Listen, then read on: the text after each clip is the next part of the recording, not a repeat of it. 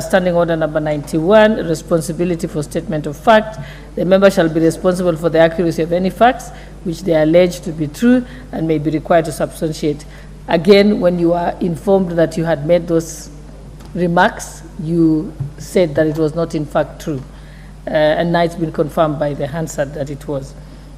And then, and if you do not convince me, then I will move to Standing Order number 107 and finding you liable for disorderly conduct. I'll give you a minute to respond to that. Madam Speaker, I regret to say that I think I was not understood well. The statement that was made by the leader of majority and his deputy is that by virtue of the war in Israel and the Hamas, the prices I was giving you an opportunity either to apologize, withdraw the remarks, then you can proceed. But you're making it worse by restating again. Are you disputing what is on the Hansard? Yes or no, Honorable Chonga? I cannot dispute what is on the Hansard, okay. But I'll stand by my word. Chonga, then we will let you sit down. You can leave the House and confirm and then come back. Okay, Madam Speaker. And then we can decide your fate in another 10 minutes when you have confirmed. Proceed. No, you are disorderly. Honorable Chonga, I have not given you the mic. Hold on. Honorable Chonga, would you like...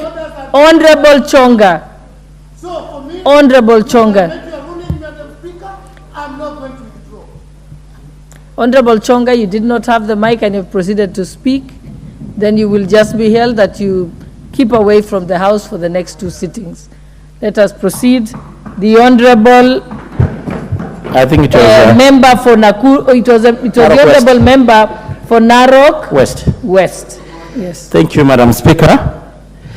And I want to thank you for giving me this opportunity. He has not begun, then you can make your point of order. Let him make... To contribute to the President's speech. Madam Speaker, I was in this House when the President was addressing to the nation, and in fact seated where I'm seated today. And I had the opportunity of not just be listening to him, but even looking and reading his body language. And I was so convinced that the President really was aspiring hope to Kenyans. And the President really gave a history and a journey that Kenya has walked since he took over in less than a year, in almost a year ago. Madam Speaker, he managed to address several issues so important to Kenyans, ranging from matters economy and the trajectory of Kenya's economy, of course, my issues of food security, matters to do with the security, the housing, UHC, and many others. And I want to mention a few, and of course, starting on matters national security. And the President started by outlining what he committed to Kenyans, and that giving the national police the financial autonomy to enable them to execute their mandate in serving Kenyans and ensuring that Kenya is safe. And the President lived true to his promise to Kenyans that in Presidential Executive number 1, the President gave the police the financial autonomy, and I can confirm that as the chair of that committee, Madam Speaker. It is true that Kenya, we have been having security challenges ranging from cattle rustling, the terrorism, especially the issue of boundary in North Rift and Northeastern and actually some part of the country. And our very disciplined and committed and very competent security forces has continuously been executing their mandate to ensure that Kenya is safe. And it's just good to mention, Madam Speaker, that in the endeavor to make sure that our police officers and our security forces are well equipped to execute their mandate, the modernization program that the President has been promising to Kenyans is on course to ensure that our security forces are well equipped to address the security challenges.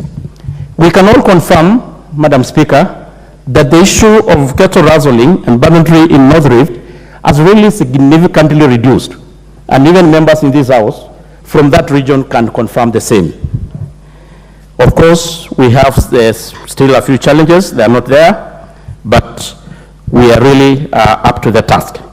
You also mentioned about the issue of NYS, that we are going to double the intake and ensure that the 80% of the NYS are going to be taken during the future recruitment into our security forces, being the police or the KDF. Madam Speaker, on the issue of international obligation, we are on the right track as a country. It is true, we are proud to be Kenyans. Kenya has been known, and they have really cemented their position in the global arena, especially in matters peace. We are currently participating in several countries, helping those countries stabilizing the peace. And even it is in this that I don't want to preempt, but we know, of course, the issue of anticipated deployment of our forces to Haiti to help that country to maintain their peace.